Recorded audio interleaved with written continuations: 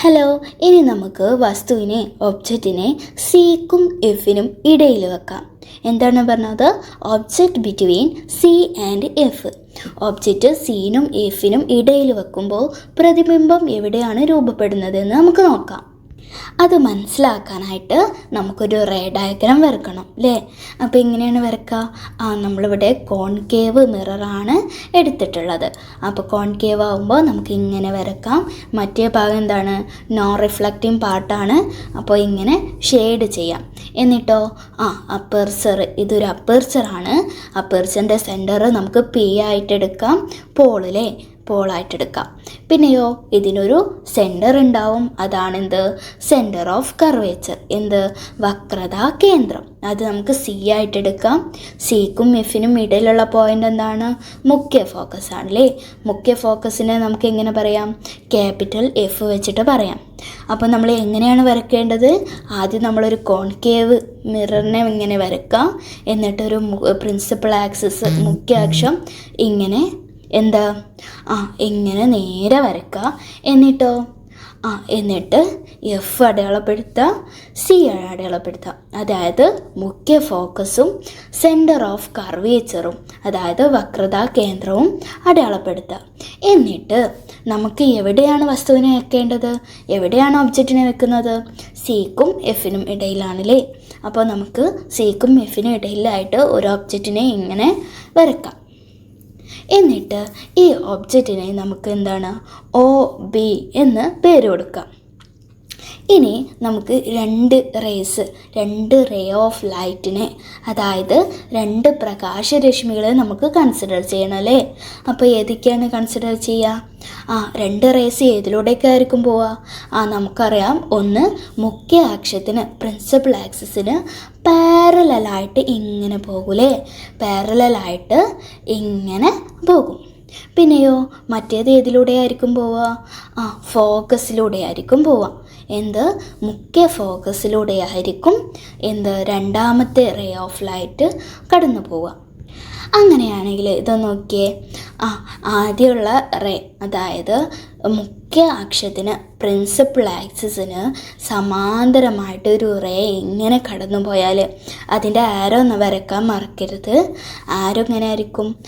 ഇങ്ങനെ ഇൻസിഡൻറ്റ് ചെയ്യുന്ന concave മിററിന് incident ചെയ്യുന്ന ഈ റേയെ നമുക്ക് ഇങ്ങനെ ആരോ ഇട്ടിട്ട് സൂചിപ്പിക്കാം. അപ്പോൾ ഈ മുഖ്യ അക്ഷത്തിന്, പ്രിൻസിപ്പൽ ആക്സിസിന് സമാന്തരമായിട്ട് പോകുന്ന ഈ റേ ഏതിലൂടെ ആയിരിക്കും കടന്നു പോകുന്നത്? മുഖ്യ ഫോക്കസിലൂടെ, പ്രിൻസിപ്പൽ ഫോക്കസിലൂടെ ആയിരിക്കും കടന്നു പോകുന്നത്. അപ്പോൾ നമുക്ക് ഇങ്ങനെ ഈ പോയിന്റിൽ നിന്ന് ഇങ്ങനെ എഫിലൂടെ ഇങ്ങനെ ഒരു റേ വരക്കാം. അപ്പോൾ നമ്മൾ എന്ത് ചെയ്തു? പ്രിൻസിപ്പൽ ആക്സിസിന്, മുഖ്യ അക്ഷത്തിന് സമാന്തരമായിട്ട് പോകുന്ന റേ മുഖ്യ ഫോക്കസിലൂടെ കടന്നു പോകുന്നതായിട്ട് നമ്മളൊരു റേ വരച്ചുല്ലേ. ഇനിയുള്ളത് അടുത്ത റേ ആണ്. അടുത്ത റേ ഏതാണ്? വസ്തുവിൽ നിന്ന് വരുന്ന ഫോക്കസിലൂടെ കടന്നു പോകുന്ന റേ ആണ്. വസ്തുവിൽ നിന്ന് മുഖ്യ ഫോക്കസിലൂടെ കടന്നു പോകുന്നൊരു റേ എടുത്തിട്ടുണ്ട്. ഇതെങ്ങനെയായിരിക്കും പോകുന്നത്? നമുക്കറിയാം, പ്രിൻസിപ്പൽ ആക്സിസിന് പാരലലായി പോകുന്നത് ഫോക്കസിലൂടെ പോകും. ഫോക്കസിലൂടെ പോകുന്നത് എന്താണ്? പ്രിൻസിപ്പൽ ആക്സിസിന്, മുഖ്യ അക്ഷത്തിന് സമാന്തരമായിട്ട് പാരലലായിട്ട് കടന്നു പോകും. അപ്പോൾ നമ്മൾ രണ്ട് റേസ് വരച്ചുല്ലേ, രണ്ട് റേ ഓഫ് ലൈറ്റ് വരച്ചു. ഇങ്ങനെ വരച്ച രണ്ട് റേസ് എവിടെയാണ് കൂട്ടിമുട്ടിയിട്ടുള്ളത്? ഇവിടെയാണ് കൂട്ടിമുട്ടിയിട്ടുള്ളത്. അപ്പോൾ കൂട്ടിമുട്ടിയ ഭാഗം കിട്ടിയാൽ നമ്മൾ എന്താ ചെയ്യേണ്ടത്? അവിടെ നിന്ന്, കൂട്ടിമുട്ടിയതിൽ നിന്ന് പ്രിൻസിപ്പൽ ആക്സിസിലേക്ക് ഇങ്ങനെ ഒരു വര വരക്കൂലേ. കൂട്ടിമുട്ടിയ ഭാഗത്ത് എന്താണ്? ആരോ വരക്കും. അതിൻ്റെ അർത്ഥം എന്താണ്? ഒബ്ജക്റ്റിൻ്റെ തല കീഴായിട്ടുള്ള ഇമേജാണ്, പ്രതിബിംബമാണ് നമുക്ക് കിട്ടിയത് എന്നാണ് നമ്മൾ ഇതിൽ നിന്ന് അർത്ഥാക്കുന്നത്. അപ്പോൾ നമുക്ക് ഇമേജിന് എവിടെയാണ് കിട്ടിയതെന്ന് നോക്കിയേ. സിക്ക് അപ്പുറത്തല്ലേ. അപ്പോൾ പ്രതിബിംബത്തിൻ്റെ സ്ഥാനം നമുക്ക് എന്ത് പറയാം? പൊസിഷൻ ഓഫ് ഇമേജ് എന്താണ്? Position of image is at beyond C. സിക്ക് അപ്പുറത്താണ്. പ്രതിബിംബത്തിൻ്റെ സ്ഥാനം എന്താണ്? സിക്ക് അപ്പുറത്താണ് എന്ന് പറയാം. ഇനി ഈ പ്രതിബിംബത്തിൻ്റെ ഫീച്ചേഴ്സ്, ഈ ഇമേജസിൻ്റെ ഫീച്ചേഴ്സ് എന്തൊക്കെയായിരിക്കും? നമ്മൾ പറഞ്ഞു എന്താണ്, തല കീഴായതായിരിക്കും അല്ലേ. നമുക്കിതിൽ നിന്ന് കാണാൻ കഴിയും എന്താണ്, ഈ ഇമേജ് നമുക്ക് തല കീഴായിട്ടല്ലേ ലഭിച്ചിട്ടുള്ളത്. അപ്പോൾ എന്താ പറയാം, എന്താണ് പ്രതിബിംബം ഇമേജ് എന്താണ്, തല കീഴായതാണ്, ഇൻവേർട്ടഡ് ആണ്. പിന്നെയോ യഥാർത്ഥമാണ്, റിയലാണ്. പിന്നെ എന്താണ്, വലുതല്ലേ. അതായത് ഈ ഒബ്ജക്റ്റിനേക്കാൾ വലിയ പ്രതിബിംബമല്ലേ, ഇമേജ് അല്ലേ നമുക്ക് കിട്ടിയത്. അപ്പോൾ എന്താ പറയാം, വലുതാണ്, ബിഗ് എന്ന് പറയാം.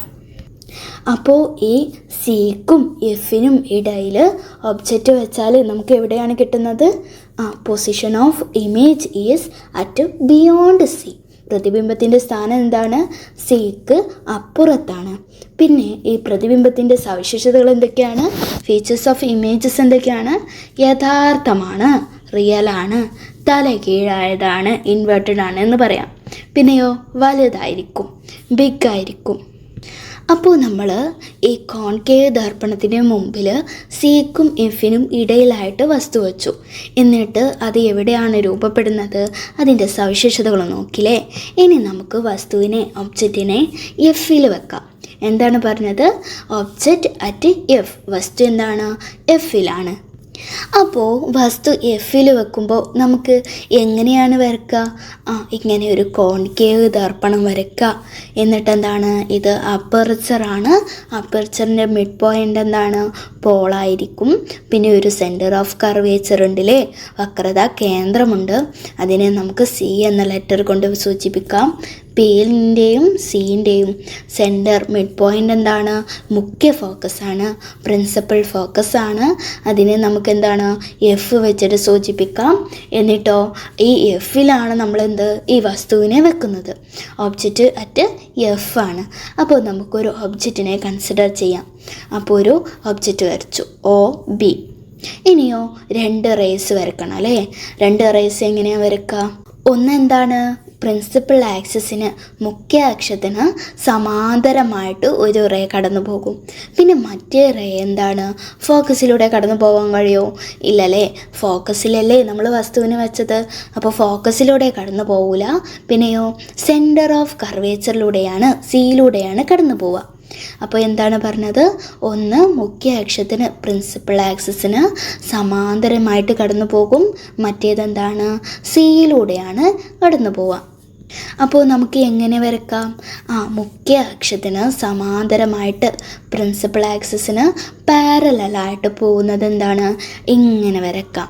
എന്നിട്ടോ ഇത് ഏതിലൂടെയാണ് തിരിച്ചു പോവുക, നമുക്കറിയാം പ്രിൻസിപ്പൽ ആക്സിസിന് മുഖ്യ അക്ഷത്തിന് സമാന്തരമായി പോകുന്നവ എന്താണ്, ഫോക്കസിലൂടെയാണ് തിരിച്ചു പോകുന്നത്. അപ്പോൾ ഫോക്കസിലൂടെ ഇങ്ങനെ വരക്കാം. അപ്പോൾ ആരോ ഇടാൻ മറക്കരുത്.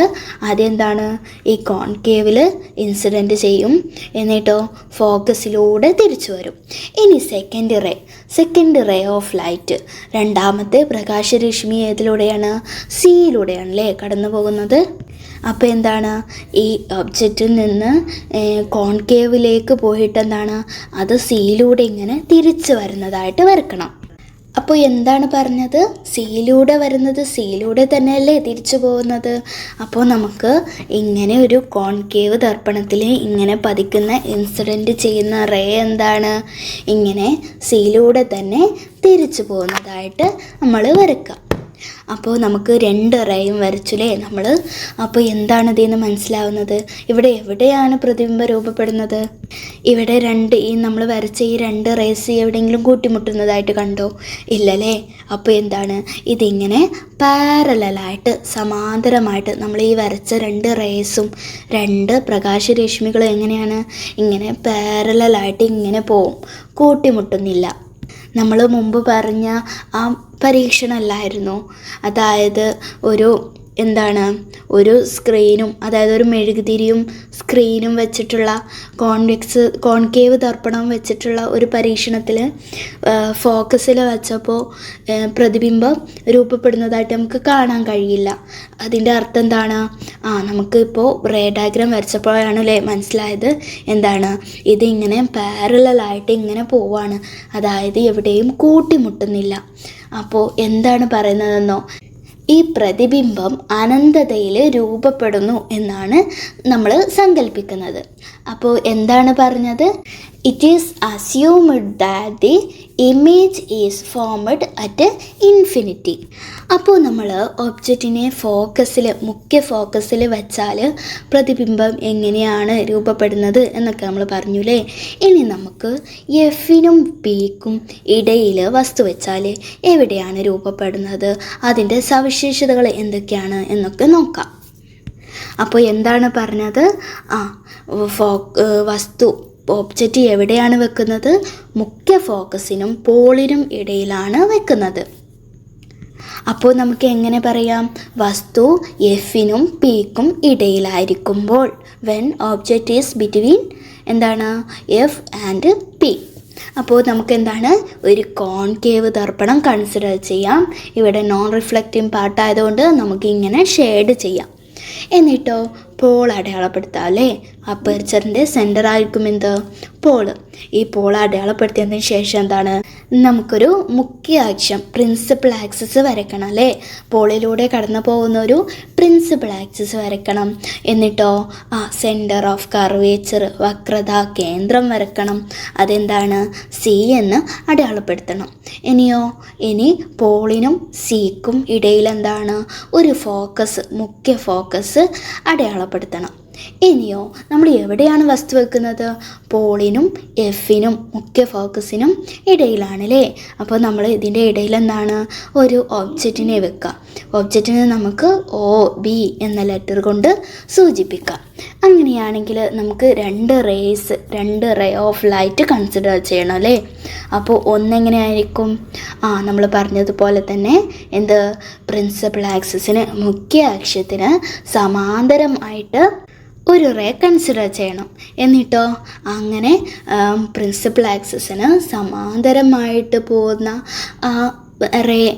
റേ ഓഫ് ലൈറ്റ് ഏതിലൂടെയാണ് പോവുക? നമുക്കറിയാം ഫോക്കസിലൂടെ ആയിരിക്കും പോവുക. അപ്പോൾ നമുക്ക് ഇങ്ങനെ പോകുന്ന റേ എന്താണ്?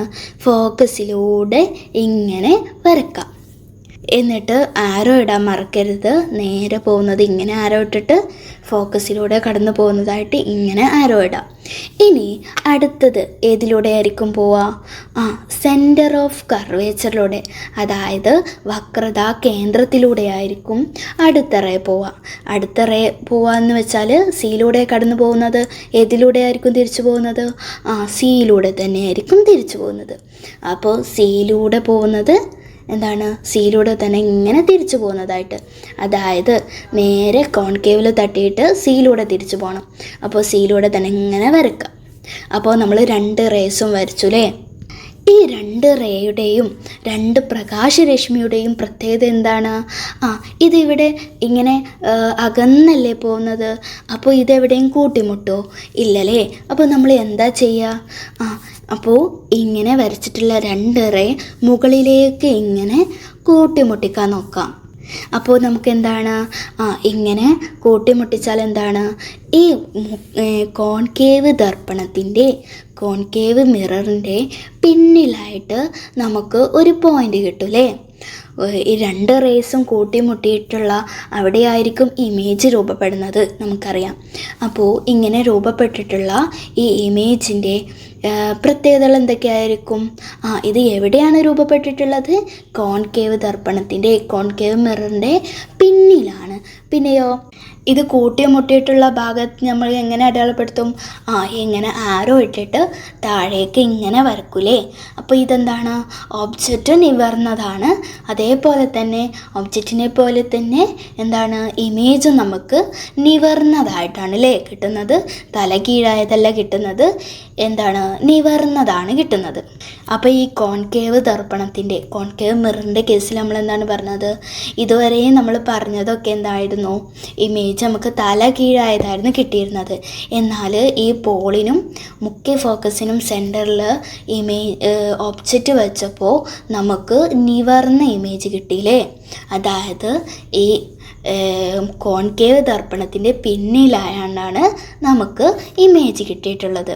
അപ്പോൾ ഈ പ്രതിബിംബത്തിൻ്റെ ഈ ഇമേജിൻ്റെ ഫീച്ചേഴ്സ് എന്തൊക്കെയാണെന്ന് നോക്കാം, സവിശേഷതകൾ എന്തൊക്കെയാണെന്ന് നോക്കാം.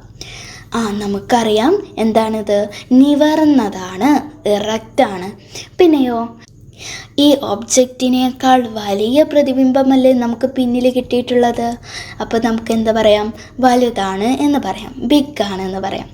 പിന്നെയോ ഇത് യഥാർത്ഥമാണോ, റിയൽ ആണോ ഇത്? അല്ലല്ലേ. നമുക്ക് എവിടെയാണ് ഇമേജ് കിട്ടിയിട്ടുള്ളത്? കോൺകേവ് ദർപ്പണത്തിന്, കോൺകേവ് മിററിന് പിന്നിലാവുമ്പോൾ നമുക്കറിയാം എന്തായിരിക്കും, മിഥ്യയാണ് എന്ന് പറയാം, വിർച്വലാണ് എന്ന് നമുക്ക് പറയാം. അപ്പോൾ ഈ പ്രതിബിംബത്തിൻ്റെ സവിശേഷതകൾ എന്തൊക്കെയാണ്, ഫീച്ചേഴ്സ് ഓഫ് ഇമേജസ് എന്തൊക്കെയാണ്?